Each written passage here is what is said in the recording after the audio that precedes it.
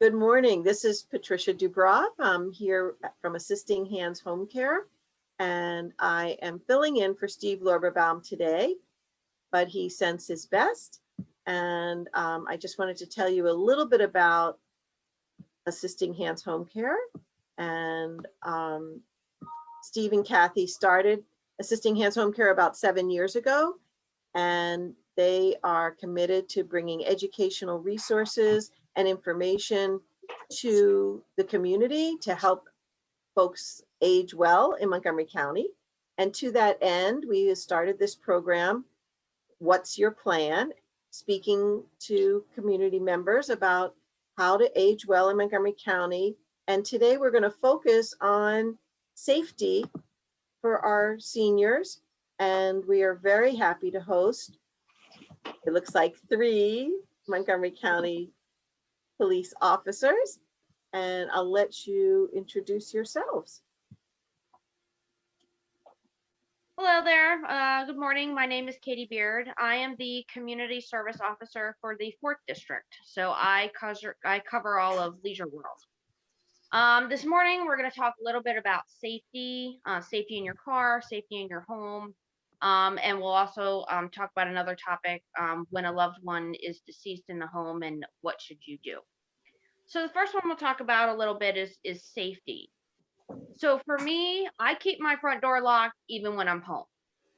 It prevents somebody from walking through my front door, which has occurred in Leisure World.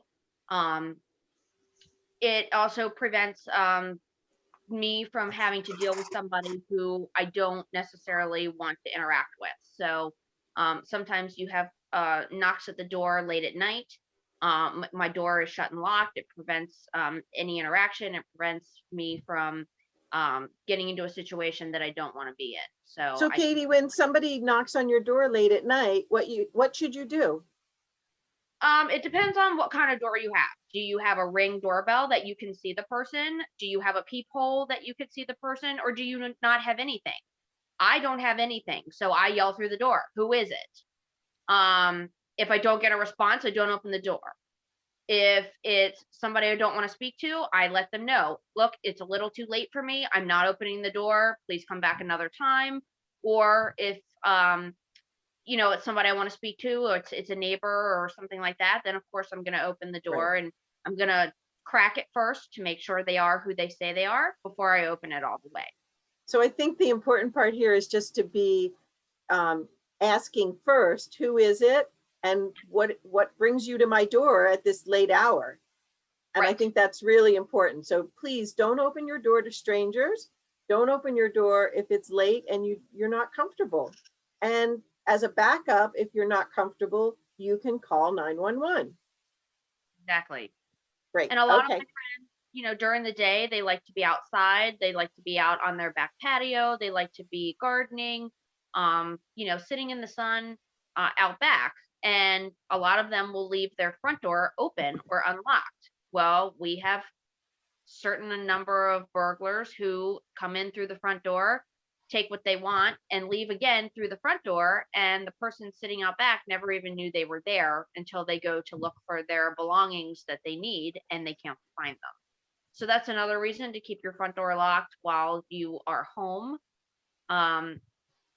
As well as your windows. I like to open my windows during the spring and the fall. It's really nice out, but I only open the windows on my upper level. I don't open the windows on my lower level because I don't want to get into a situation that I don't want to have to deal with. So I also don't want to forget not closing them if I go out, or if I'm going shopping or grocery shopping, or if I'm going to go out for a walk. I don't want to leave those bottom windows open because it's a lot more accessible into your home than it is if you were going to leave your bedroom door window open, or something on an upper level where it would be more difficult for them to get to. So especially now that we've been all experiencing living with COVID challenges, it's nice to have windows open. So maybe there's an opportunity here to make a sticky note on the door and say, close the windows before you leave, because I think a lot more people have had windows open for that very reason. So thank you for all that. I'd also like to introduce Officer Tara Bond. Thank you and good morning. I'm Tara Bond. I've been with Montgomery County Police this is going on my 16th year, and I'm currently a community services officer in the Rockville district, just like Officer Katie Beard is in the 4th district. And then I split my time, and I'm also the co-coordinator of, and it's a long title, but it's of our Autism IDD for Intellectual Developmental Disabilities, Alzheimer's Dementia Outreach Unit. And I work with Officer Lori Reyes there. So do you want to go into a little bit more about what our program does? And when once I'm done, we also have Officer Michelle Smith joining us today. I saw that, and she's incognito as Anna. I love that. The things we do on Zoom, right? We can change our Right. name, we can change our look. So, Tara, tell us a little bit more about how this program became important in this community. Where does it fit in terms of the DMV's area? What is it that why did this unit get formed? Okay, so this unit started in 2004, and it was in response to calls for service where people were critically missing at risk. So individuals with a diagnosis of Alzheimer's or dementia, unfortunately, sometimes have a propensity to wander or elope from their home, day program, or if they're out and about in the community. And when we're talking about elopement, we're not talking about going to Vegas and getting married. This is a very common term with individuals with autism, IED, Alzheimer's, and dementia. We actually average 3 to 8 calls a week for individuals that go missing. So we quickly realized that we needed to be proactive as opposed to reactive. So Officer Reyes is the main coordinator. She started this program, and she quickly realized that we needed to do more than just respond to calls for service for individuals that have gone missing due to that propensity. So we have a total approach to keeping individuals safe through education, community outreach, follow-up, response, and empowerment. And so we work with the family members and the individuals to make sure that we're hoping, to do all that we can do to ensure that individual's safety. So if you have a loved one that's got a diagnosis of dementia or Alzheimer's, and you kind of hear those two interchangeably because Alzheimer's is one of the most common forms of dementia. But if you have someone that you're caring for and they've gone missing, we want you to know you're not alone and to please call 911 right away so that we can get resources to the point last seen as soon as possible and reunite you with your client or your loved one. Do you have I'm sorry. Go I was ahead. gonna say, if somebody identifies as a community member who's caring for a loved one with dementia, and they want more information about how they can make sure that their family member is going to be safe while they're working or whatever, can they call? Is there a checklist or something that you all do to help them figure out like how to be proactive? Yes, so on our website, we have wandering safety measures. And part of that, one of the biggest things is if your loved one's missing, call 911 right away. You don't have to wait a 24 or 48-hour period. If you called us back in 2 minutes and said, you know what, we found them, that is totally okay. We also want somebody to stay where they were last seen and the person that usually has the most information. That does not mean that other people can't go looking, but before you get caught up into looking, call us right away, wait there, have somebody talk to the officer so they can give them all the information they need. We're very big supporters of identification bracelets or identification jewelry, something that's going to be wearable. That makes the reunification process so much faster. Because a lot of the times, to no fault of the caregiver, because you can't keep your eye on somebody 24/7, they may not realize the person's missing right away. So we might get a call from a citizen saying, I'm concerned about this person. They seem disoriented or lost or confused. And unfortunately, the person might not remember who they are or where they live. So if they have identification bracelets, and think about layers of safety, a phone, a wallet, but something that's wearable is a lot better because hopefully that's going to be on them because they may not always take that cell phone or their wallet with them. We also have on our website a link to a neighbor letter letting your neighbors know. It gives them permission to kind of help you. If they don't know that your husband or wife or your family member shouldn't be out by themselves, now they would, and it would give them permission to step up and try to bring that person home or call you. We also have a 911 script. That's information prepared about your loved one or a client ahead of time. People can be very emotional sometimes and upset and hard to communicate. So having that information prepared ahead of time. And alarm systems are really great. Not only do they help you keep bad people out of your house, It can also alert you to when a loved one might try to go out of the house.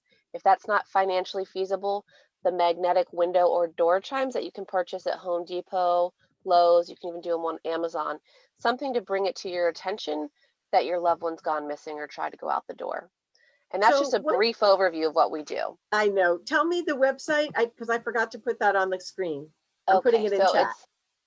so you go to www.montgomerycountymd.gov/lifesaver. And it's, yeah, I think you do a capital L-I. Doesn't matter. Yep.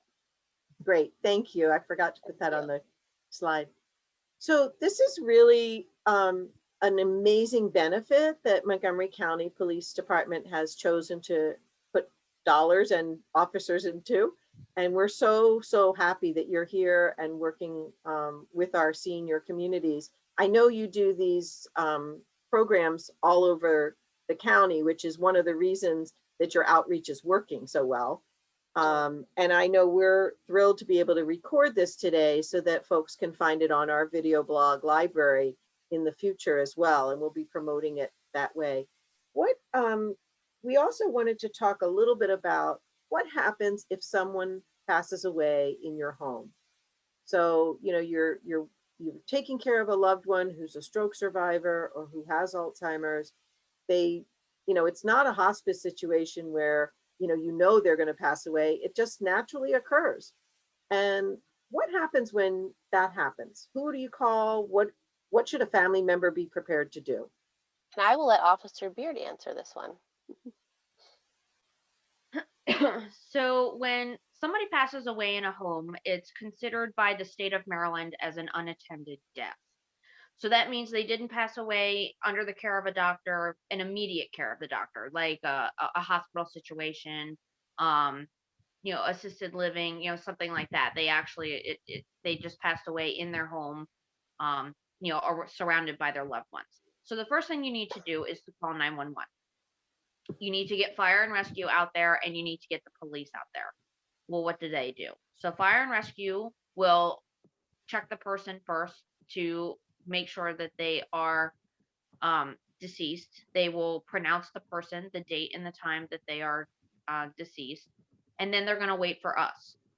So we as the police, we're going to come in and we're required to document the incident. We're required to make sure that there was no foul play involved in the death, that this person died of natural causes.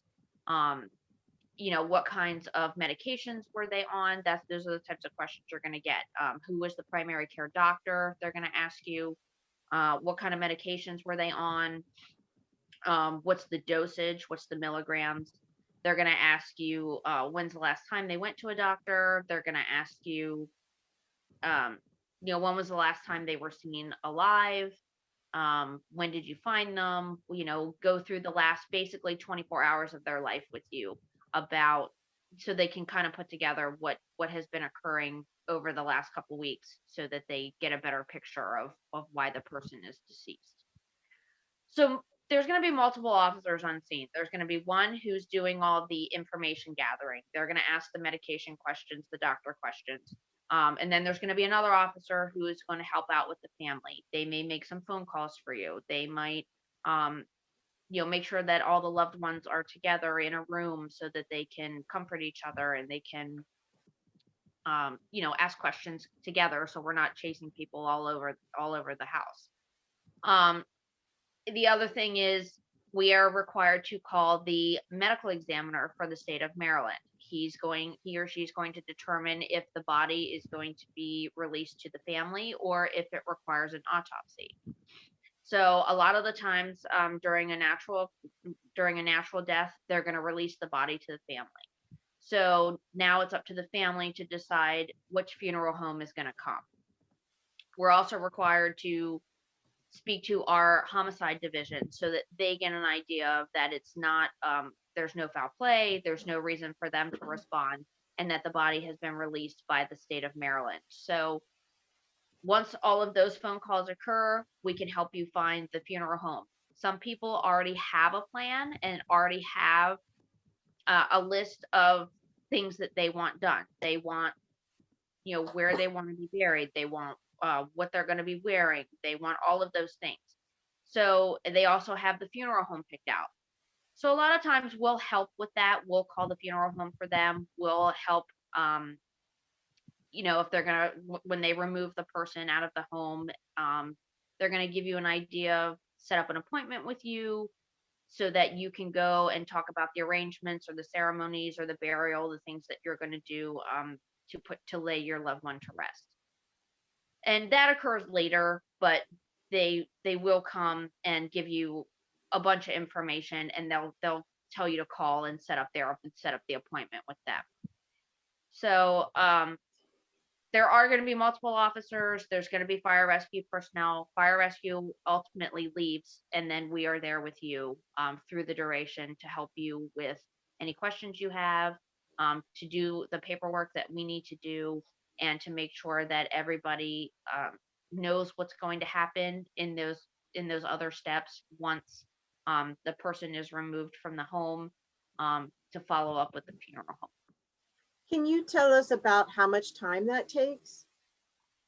It really depends on how quickly the doctor will sign the death certificate, whether we need to call back from him. It really depends on how long it takes the medical examiner to call us back. So it could take 1 to 2 hours, Okay. depending. It could be a little longer if we're waiting for their funeral home. Sometimes they're not Mhm. close. They have to prepare their van in order to come pick up your loved one. So it will be a couple hours. Okay, I think it's important for folks to know.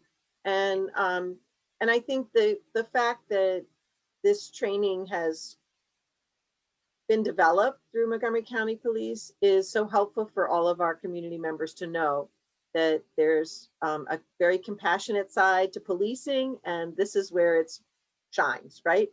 This is one of those places. So let's flip gears a little bit and talk about car safety.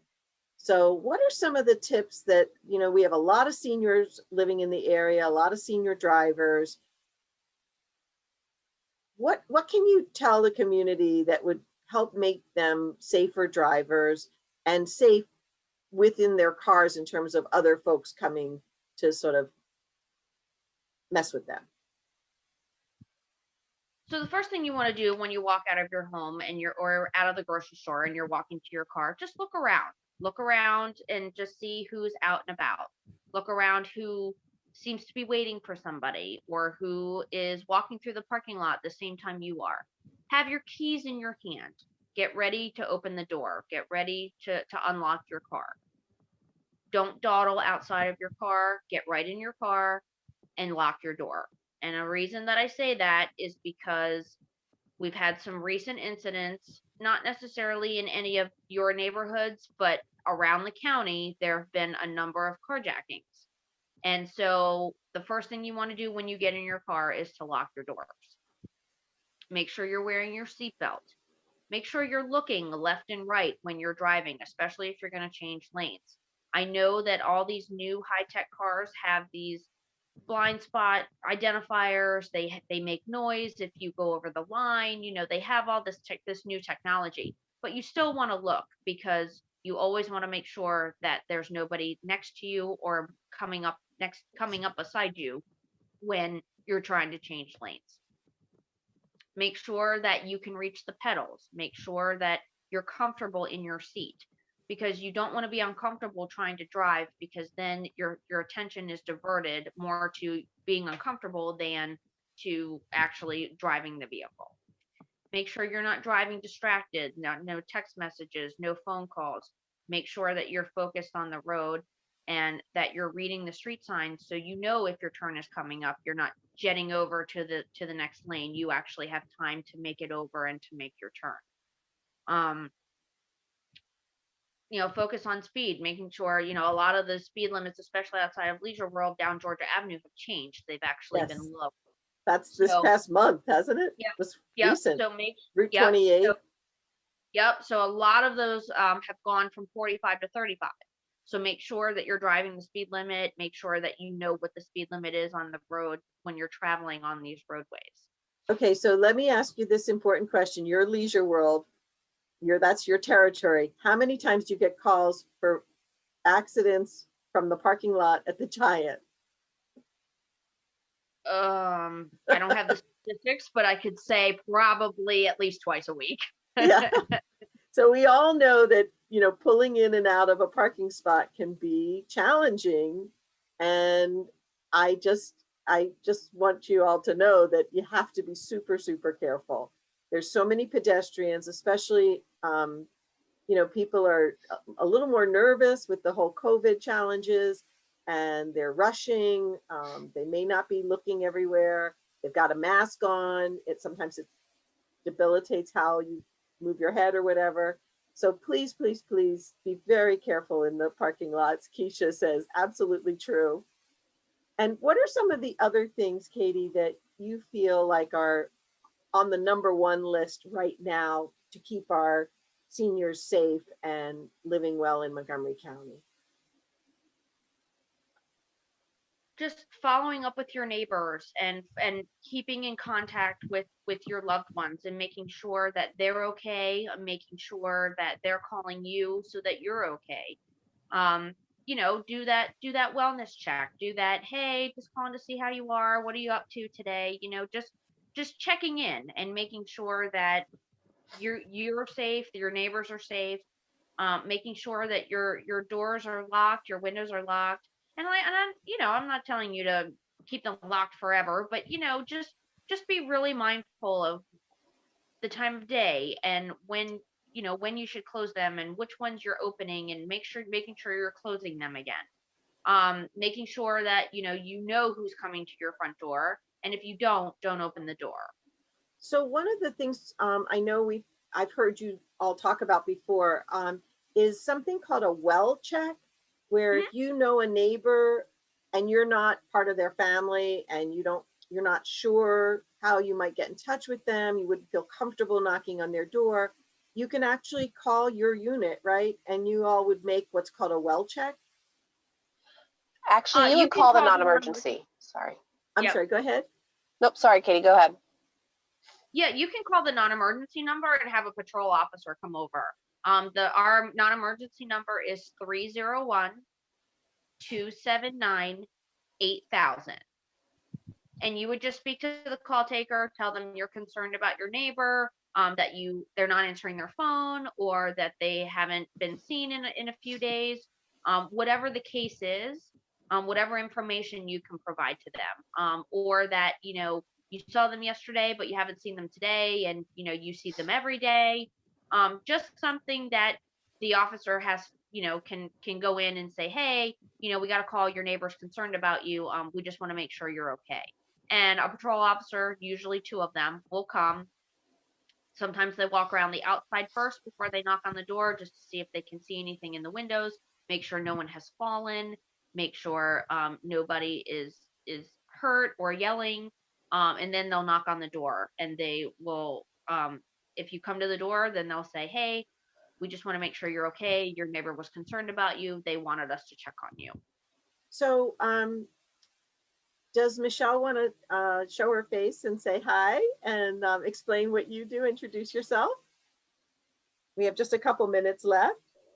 Sure. Good morning. My name is Michelle Smith, and I'm a police officer out of the Rockville District. I work with Tara in the Community Services Division.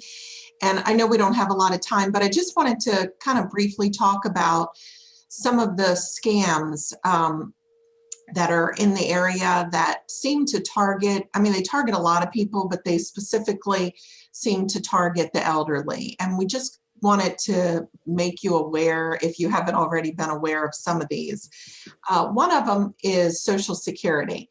I don't know how many of you may have received calls from Social Security. I know my husband has, and I've received them as well. And they'll call and say, there's been an issue with your Social Security number, and we need you to call us, or someone has used your Social Security number, we need you to call us.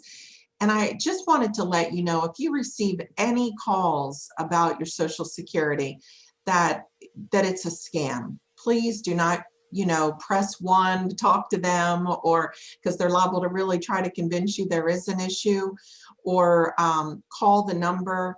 If Social Security needs to get a hold of you, they will send you a letter in the mail.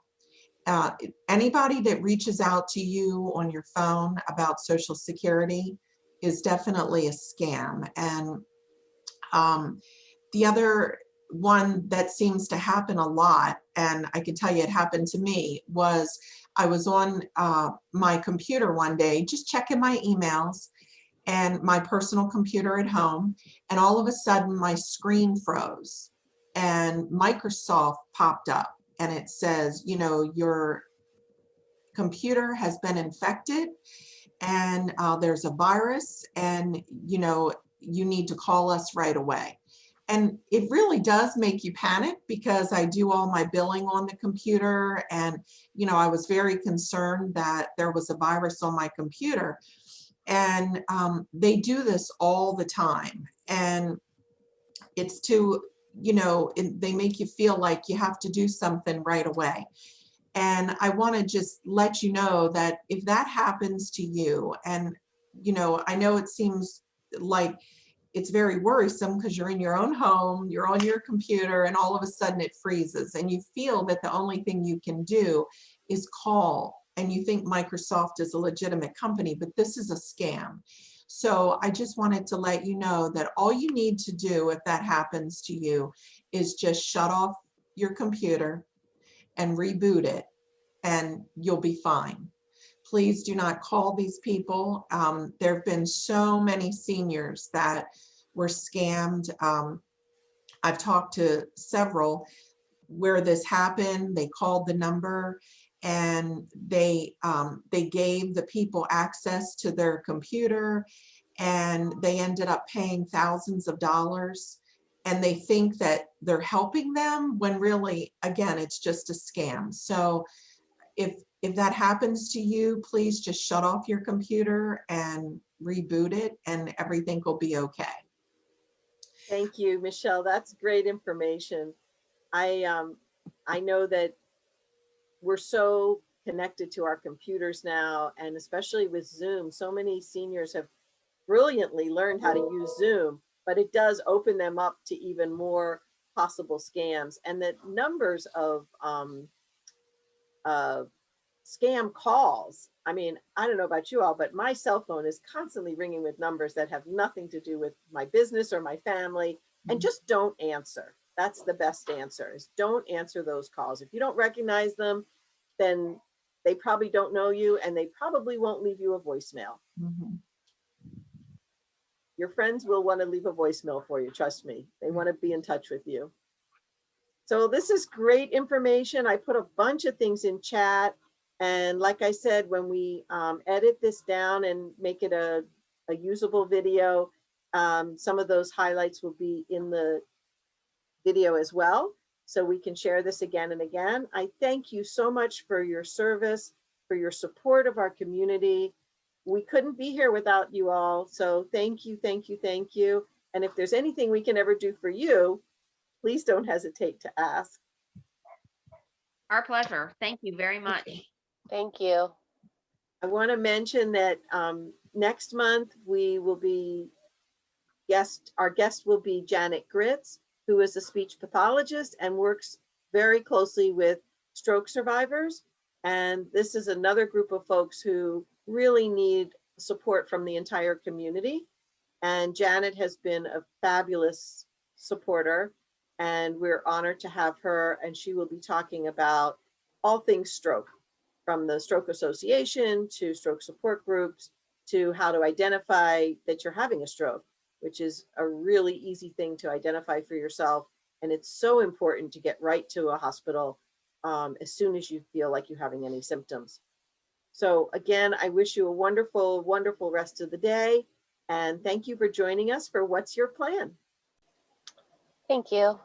Thank Have a great you. day. Thank